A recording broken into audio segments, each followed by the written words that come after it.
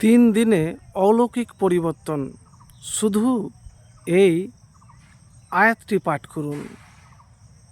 প্রিয় ভাই, যে ব্যক্তি 3 দিন এই দোয়া পড়েছে তার জীবনে অলৌকিক পরিবর্তন এসেছে।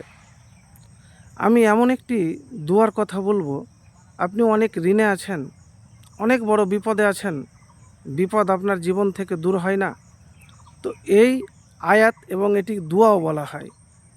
তো এই আয়াত আর এই দোয়া পাঠ করুন। কেন আপনাদেরকে আমি সেটাও বলবো।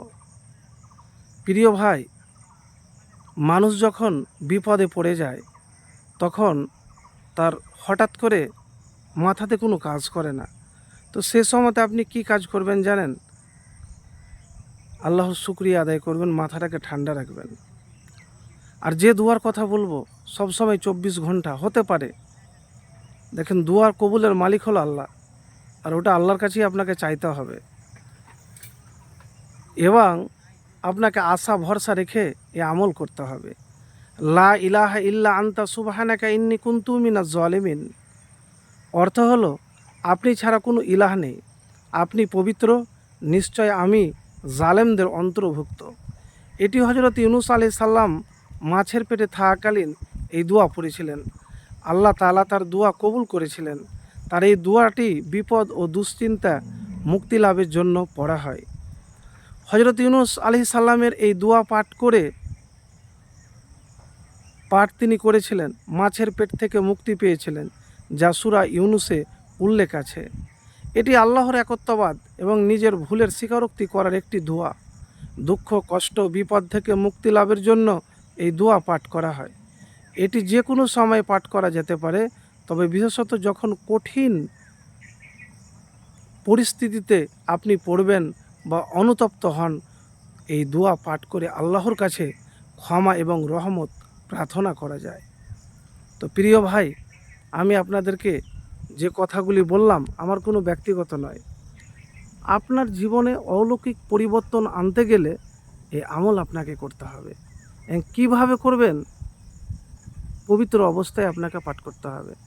লা ইলাহা ইল্লা আনতা সুবহানাকা ইন্নী কুনতু মিনাজ জালিমিন। দেখা গেল যে 3 দিনের পরও আপনি হয়তো ফল পেলেন না।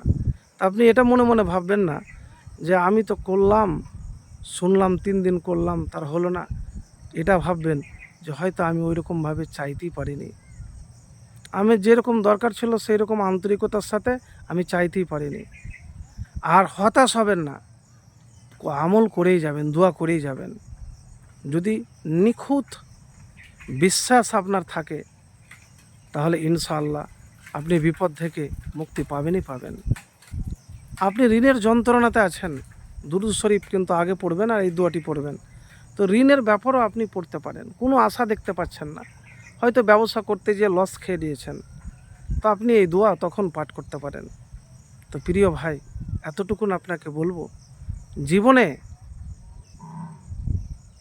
কঠিন পরিস্থিতিতে পড়লে দুরূদ শরীফ, আল্লাহুম্মা সাল্লি আলা মুহাম্মাদি ওয়ালা আলি মুহাম্মাদ কামা সাল্লাইতা আলা ইব্রাহিমা ওয়ালা আলি ইব্রাহিমা ইন্নাকা হামিদুম মাজিদ, আল্লাহুম্মা বারিক আলা মুহাম্মাদি ওয়ালা আলি মুহাম্মাদ কামা বারাকতা আলা ইব্রাহিমা ওয়ালা আলি ইব্রাহিমা ইন্নাকা হামিদুম মাজিদ। তারপরে লা ইলাহা ইল্লা আনতা সুবহানাকা ইন্নী কুনতু মিনাজ জালিমিন পাঠ করে একবার দেখুন। প্রিয় ভাই, একবার আমল তো করে দেখুন। মুত্তাকিন, পরহেজগার, পবিত্র হয়ে দেখবেন ফলাফল পাবেন।